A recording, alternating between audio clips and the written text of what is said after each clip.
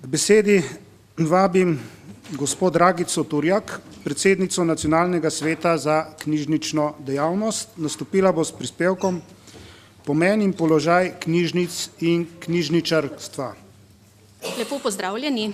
Jaz sem si sicer pripravila predstavitev, ampak sem se medtem, ko sem čakala na svoj nastop, odločila, da bom pustila in preprosto povedala, kar sem se namenila povedati. Tudi moj prispevek bo bolj naravnan v prakso, saj poleg tega, da sem predsednica Nacionalnega sveta za knjižnično dejavnost s pretečenim rokom, ker mi je mandat že kar nekaj časa nazaj potekel, sem tudi direktorica ene od slovenskih splošnih knjižnic, zato se seveda problematiki tega področja ne bom mogla izogniti. Knjižnice imajo večstoletno tradicijo in sodijo med najstarejše storitvene dejavnosti na področju kulture, izobraževanja in znanosti.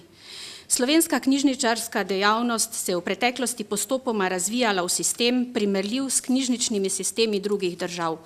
V 80. letih prejšnjega stoletja je področni knjižnični zakon prvič povezal vse vrste knjižnic v medsebojno sodelovanje in jih organizacijsko združil v knjižnični informacijski sistem. Nadaljevanje te organizacijske oblike je današnja knjižnična javna služba, informacijsko podprta z vzajemnim bibliografskim sistemom COBISS. Zakon o knjižničarstvu, ki je bil uveljavljen v letu 2001, je v svojih določbah enotnost ureditve knjižnične dejavnosti ohranil.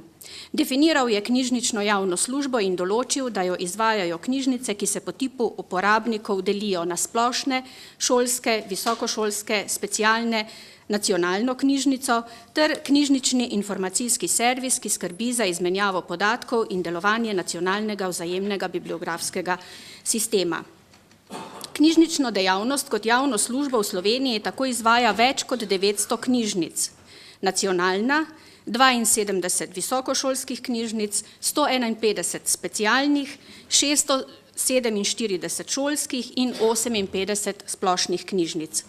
V zbirkah knjižničnega gradiva vseh slovenskih knjižnic je skoraj 30 milijonov enot knjižničnega gradiva in knjižnice imajo skoraj 1 milijon članov. Zakon o knjižničarstvu je predvidel več mehanizmov, s katerimi naj bi vzdrževali stalno rast knjižnične dejavnosti. To pomeni rast, ki omogoča učinkovito odzivanje na spremembe potreb v okolju. Na podlagi zakona so bili pripravljeni številni podzakonski akti in drugi dokumenti, ki natančno določajo minimalne pogoje in opredeljujejo tudi obseg obveznosti ustanoviteljev. Minimalni pogoji, ki jih morajo izpolnjevati knjižnice in izvajajo knjižnično dejavnost kot javno službo, so bili določeni na osnovi povprečnih vrednosti doseženih leto dni pred sprejemom zakona. In tudi po 10-letnem obdobju in kljub velikemu napredku, predvsem na področju prostorskih pogojev in tudi kadrovske zasedenosti, ugotavljamo, da knjižnice, predvsem v vzhodni Sloveniji, ne dosegajo niti teh minimalnih zahtev in razmere se še poslabšujejo. Od standardov in strokovnih priporočil so bili sprejeti standardi za splošne knjižnice in priporočila za visokošolske knjižnice. Že daljše obdobje pa nastajajo podlage za pripravo strokovnih priporočil za šolske knjižnice. Prejšnji pristojni ministrstvi za šolske in visokošolske knjižnice nista izkazali pripravljenosti za sodelovanje pri reševanju vprašanj za ureditev knjižnične dejavnosti svojih resorjev. Sedaj, pod okriljem novega združenega ministrstva, pa se pojavljajo celo težnje, da bi šolske knjižnice bile izločene iz zakona o knjižničarstvu, kar je zagotovo korak nazaj. Zaskrbljujoče je tudi, ker niti prej, niti sedaj v okviru skupnega resorja še vedno ni vzpostavljenih ustreznih strokovnih služb za šolske in visokošolske knjižnice. Čeprav je knjižničarstvo verjetno daleč najbolj uzakonjeno in določeno z vrsto podzakonskih aktov, ugotavljamo, da se pogoji v zadnjih letih slabšajo.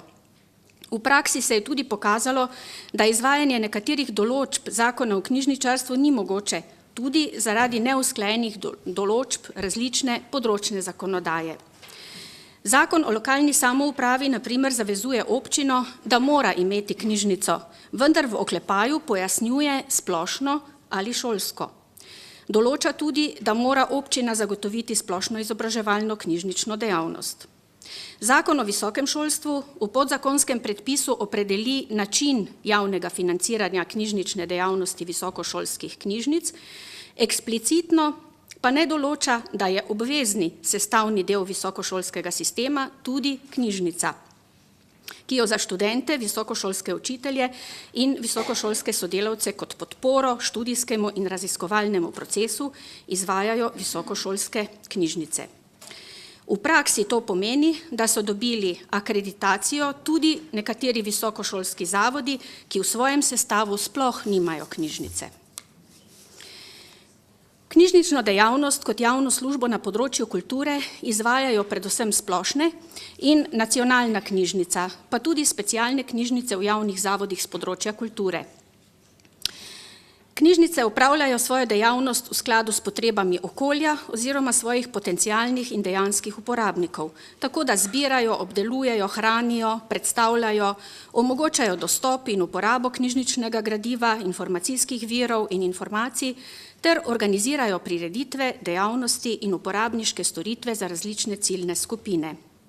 Temeljno poslanstvo knjižnic, za uresničevanje katerega skrbijo občine in država, je, da postanejo središča za neomejeno dostopnost knjižničnega gradiva in vsakršnih informacij, ter da prevzemajo aktivno vlogo pri razvijanju sodobne, bralne in informatizirane družbe.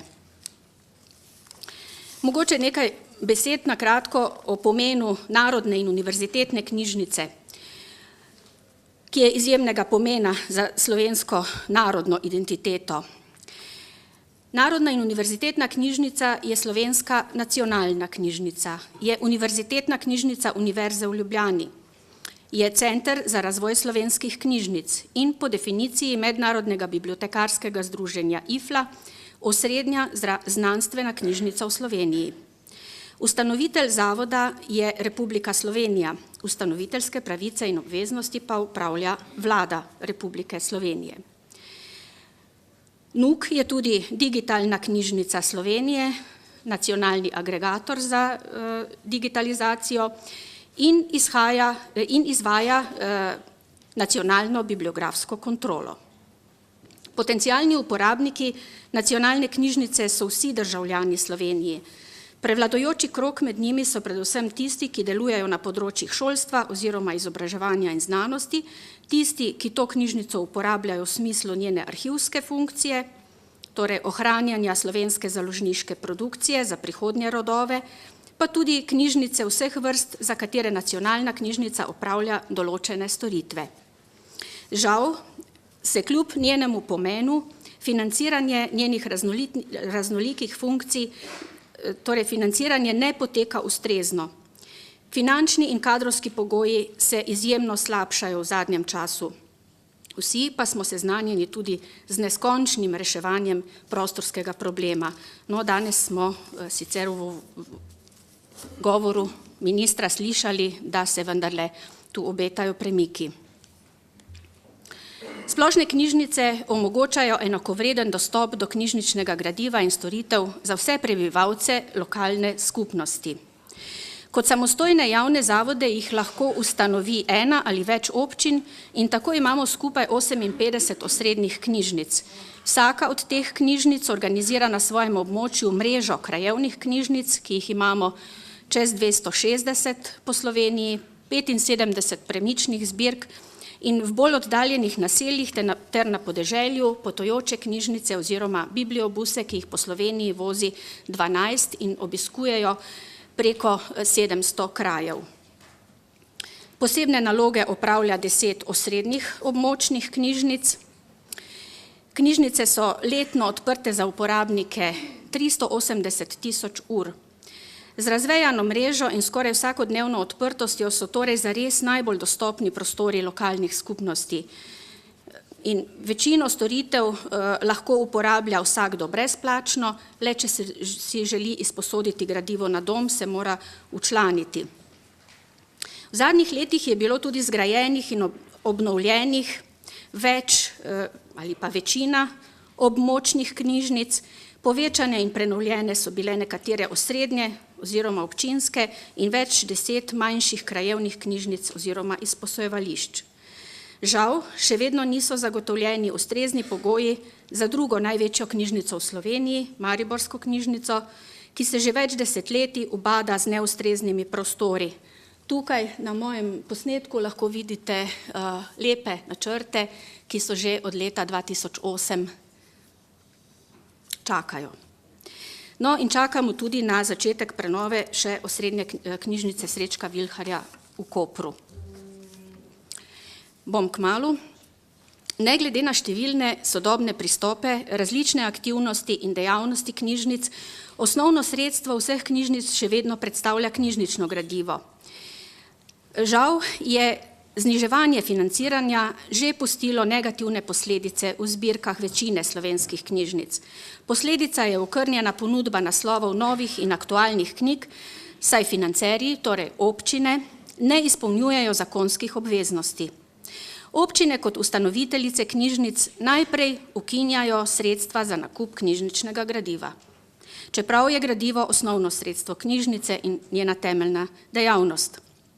Posebej kritična je slika na območjih vzhodne Slovenije, ki je po deležih zagotavljanja občinskih proračunskih sredstev knjižnicam že prej zaostajala za osrednjo in zahodno Slovenijo, tudi za 10 in več evrov na prebivalca.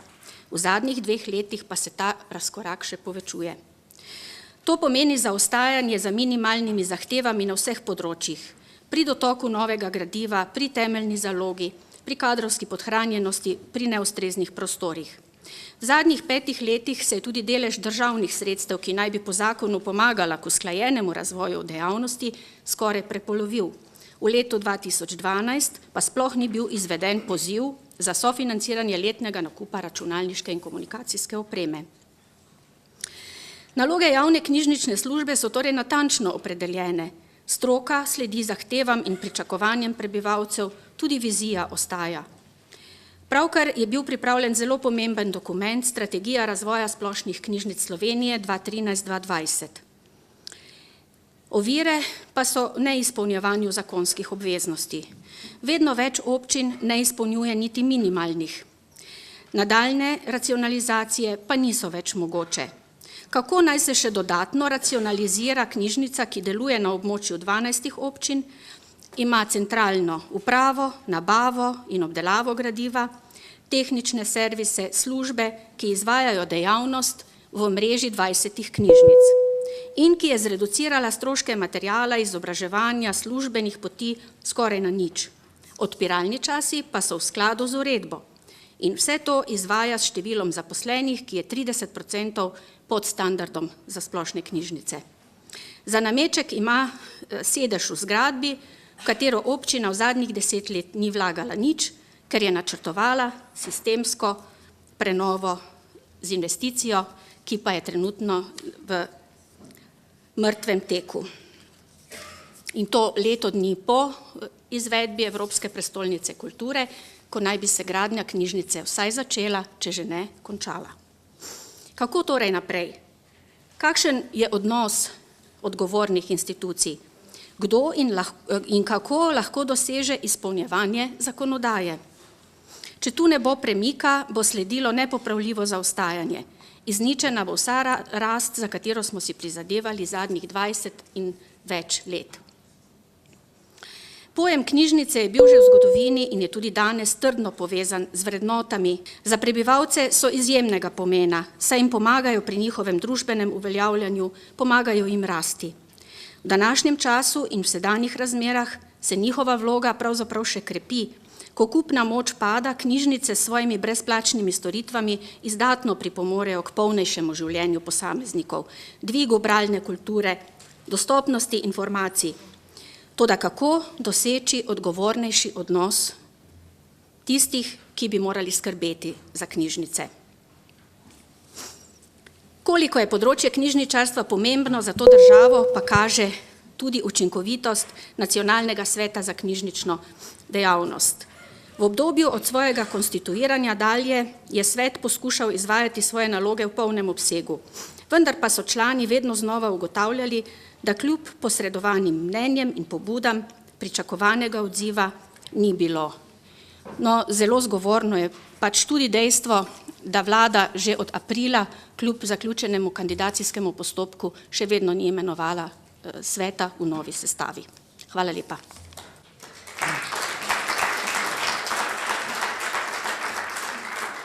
Gospe Dragici Turjak, predsednici Nacionalnega sveta za knjižnično dejavnost, se zahvaljujem za kritična opozorila.